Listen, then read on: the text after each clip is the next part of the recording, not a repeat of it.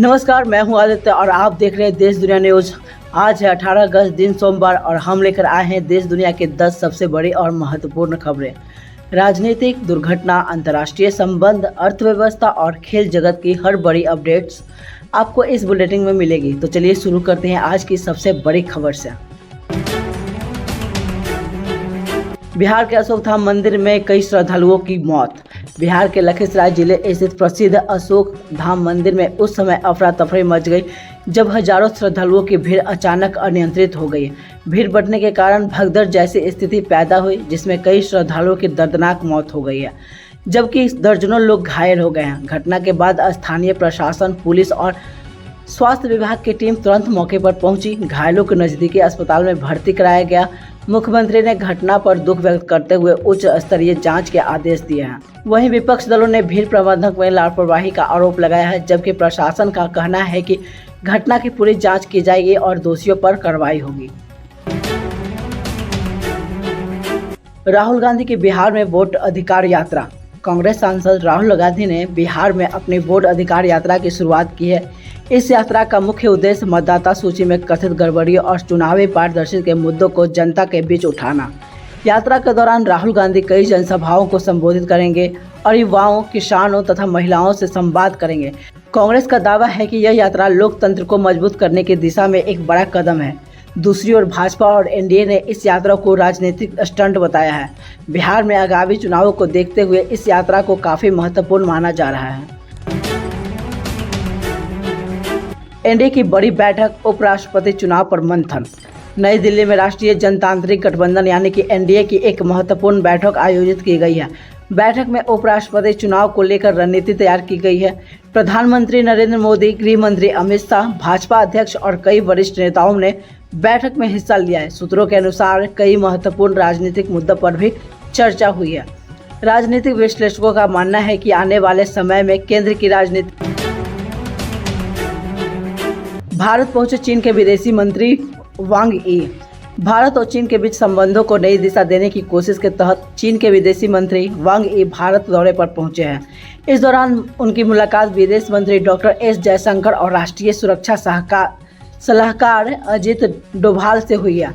दोनों देशों के बीच सीमा विवाद, व्यापार, निवेश और क्षेत्रीय सुरक्षा जैसे मुद्दों पर चर्चा होने की संभावना है। विशेषज्ञों का मानना है कि यह दौरा दोनों देशों के संबंधों में सुधार की दिशा में एक महत्वपूर्ण कदम साबित हो सकता है। जम्मू कश्मीर में भारी बारिश, बाढ़ जैसे हालात। जम्मू कश्मीर के कई इलाकों में लगातार हो रही भारी बारिश के कारण बाढ़ जैसी हालात बन गए हैं। कई नदियां उफान पर है और निचले इलाकों में पानी भर गया है। प्रशासन ने लोगों को सुरक्षित स्थानों पर पहुंचने का अभियान शुरू कर दिया है। मौसम विभाग ने अगले 24 घंटों के लिए भी भारी बारिश की चेतावनी जारी की है। सेना और एनडीआरएफ की टीम राहत और बचाव कार्य में जुटी हुई है। बीजेपी संगठन में बड़ा फेरबदल। भारतीय जनता पार्टी ने अपने संगठन में बड़ा बदलाव करते हुए कई नेताओं को नई जिम्मेदारियां सौंपी है। पार्टी ने आगामी चुनावों को देखते हुए संगठन को और मजबूत बनाने की रणनीति तैयार की है। कई राज्यों में नए प्रभारी और सह प्रभारी नियुक्त किए गए हैं।